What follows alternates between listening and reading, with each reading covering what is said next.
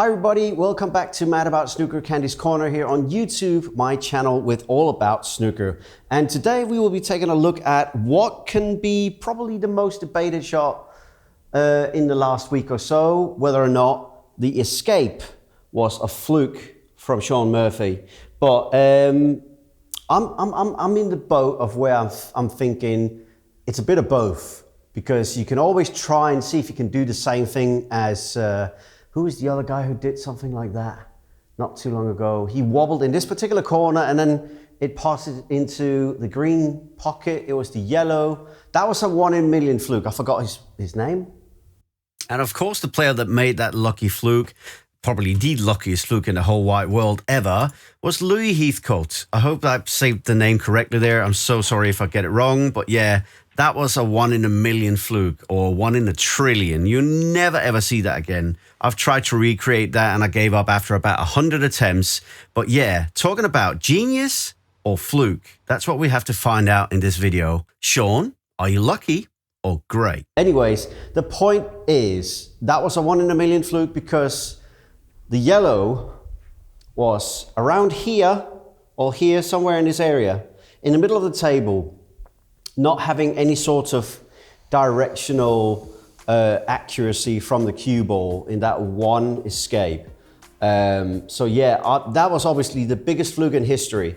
But I think with the red being at a specific point near a corner, or let's say a pocket, you could actually say that that has a bigger chance because of the side spin in wobbling it, coming up and then making it go down again. And I haven't done this anywhere yet, so it's just literally me trying it for the first time now. And I realized that Jimmy White tried it in the studio, and Rachel Casey was so nice to say that he couldn't work in these conditions, if you could say so. I think what he did wrong is actually he hit the side cushion knuckle first, then this, then it comes back, hits the cushion, or just goes directly up, and that means the spin goes that way. But my theory is if you hit the black cushion first, wobble it here, 1, 2, and then, well, 1, 2, 3, comes up the cushion and then down again, you could actually make it arc that way. So let's actually try and see if my theory is correct. Because I think from what I could see in the slow motion, that's what it seems like Shaun was doing. Let me just move the microphone a wee bit so it's not in the way. All right, let's try this. Center ball hit, or maybe a tiny bit of right hand spin. Yeah, obviously I've hit it way too, oh! I nearly done it by a fluke there. That was nearly, on a first go, that was nearly a fluke escape. But yeah, I hit the cushion too far first. And also I will come into my defense here. If I can't do it, it's because we have less slate, meaning that it's cut easier, like we talked about the pocket size, because of my Stephen Hendry challenge with a couple of wobbles. But because there's not that much slate in here, because it's cut friendlier, my ball might actually jump a bit more instead of actually just wobbling and going up the table. My ball. So I'm going to try it with more backspin than actual, let's say, topspin. Topspin will make it jump. So let's try a little bit below center. Oh, well, the spin does seem to be correct there.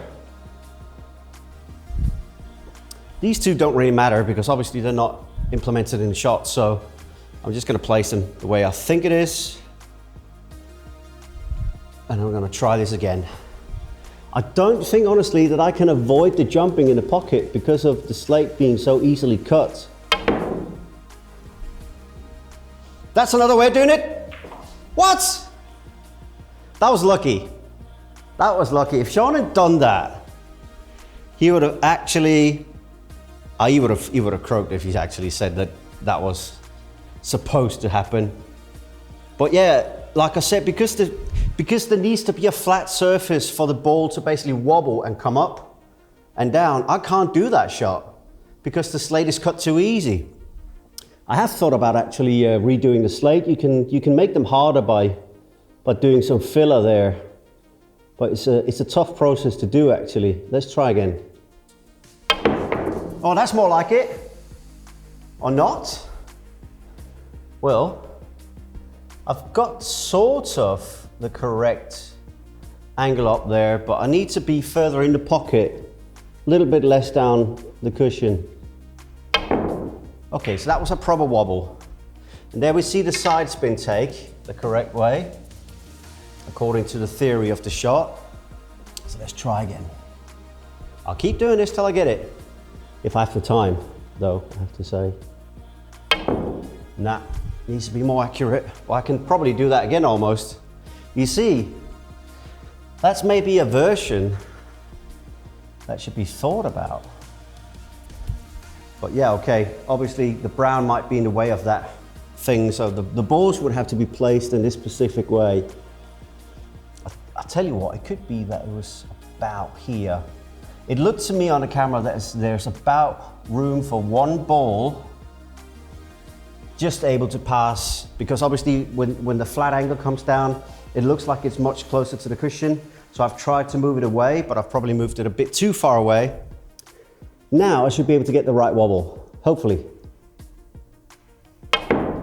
Yeah. Oi! Oh, nearly. The theory is actually correct. You can do it. It's not totally fluky. If you think about it as well, there's a little bit of spin on there. Once you've seen a person go for a long pot into the baulk corner, when it wobbles here, goes over into the cushion and then comes back into the same pocket, that's the same sort of spin that you're getting here, just on a different place on the table, obviously. So let's try. I'm confident now that we can get this.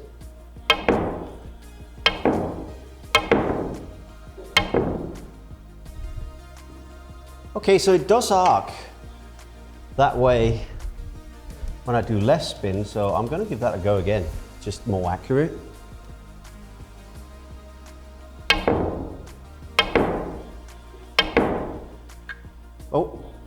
Oh well.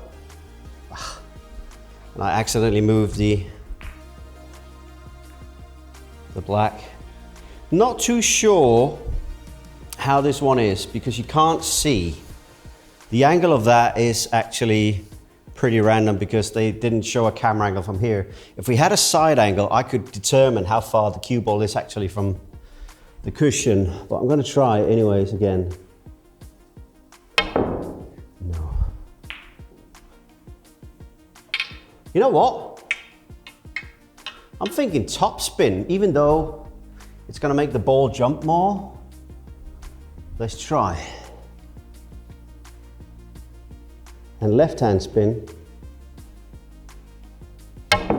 Yeah. Okay, so I've got the idea now. Top spin, left hand spin. Oh, not enough. I need to also hit it harder because as soon as it gets up there, the spin still needs to bite the baulk cushion. Let's see, all right?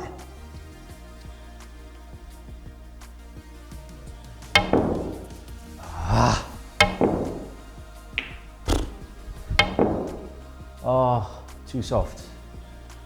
The idea is there, but it's definitely less fluky than the yellow made by that player that I forget the name of. Louis Heathcote. That's it. Oh, it's too much. Too much.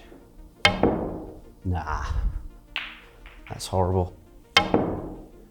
That could be it. Oh, too much. Yeah, you see, that's going to get too much spin.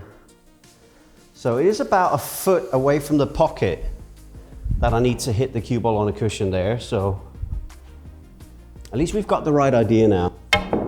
That's it. Oh, come on.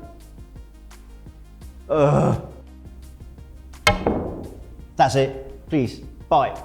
Oh, not enough. And after what seemed like an absolute eternity, probably like 20 or 30 more attempts, I finally got it. Oh, Yes! Oh! Okay, that took some time, but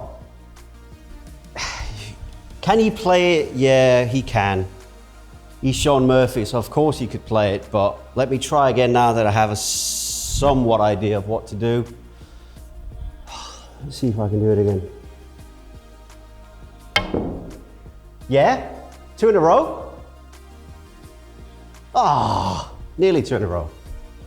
Okay, so you can actually, if you know the pockets, but he possibly couldn't know the pockets, could he? So I think you can conclude that it is quite fluky still.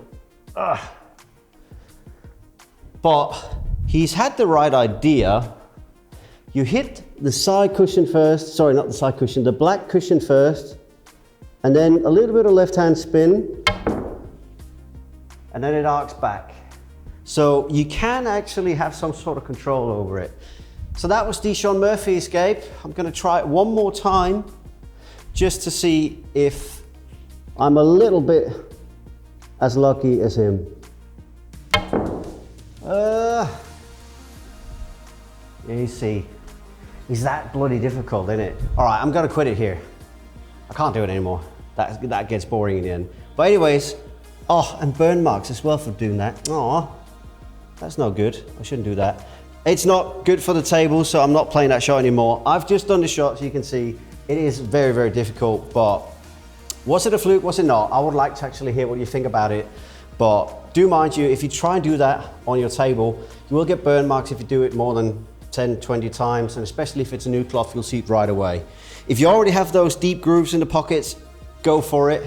It won't hurt the table, but here I shouldn't really do it anymore because it is my baby that I play on. So yeah, that was the Shaun Murphy escape. Leave a comment. I would like to hear what you think about the shot. See you guys next time. And remember, practice hard, become better. And just to conclude, I'm just going to say before I leave, I do feel that the Louis Heathcote yellow was a lot more fluky than this. This is still kind of fluky, but we had some sort of control when I tried to do, you know, the correct spin, a little bit of left-hand spin and also top spin. You could get somewhat of a consistency when you finally found the point, but the problem is it's still incredibly difficult. As you can see, I probably did something like 40 or 50 attempts before I got it. That's a long time coming. And I know that there was one other guy who did it after 4 or 5 attempts or something, which is incredible, really. I've just proved that even with a lot of skill and, you know, being a great player, it's kind of random because I tried it for a long, long time and I didn't get anywhere near it. But there is some control to it because he actually can play with that specific spin to get it to arc on the cushion and come back on that side. So in conclusion, at least, I could say that the Louis Heathcote yellow is a lot more fluky and is a 1 in a trillion shot because when it wobbles there, it has to go and hit one specific point within 1 to 2 millimeters on the yellow. That's the difference between him potting the yellow clean or wobble like it did 2 times or something. So within 1 or 2 millimeters, yeah, that's never going to happen again. But this sort of shot, you can kind of recreate it. Another Break from Life actually got close to recreating it, I think, the yellow. But I still think that this is a lot more controllable, the Shaun Murphy shot. So yeah, I would like to see your reactions to it. Please leave your thoughts in the comments. Until next time, bye for now.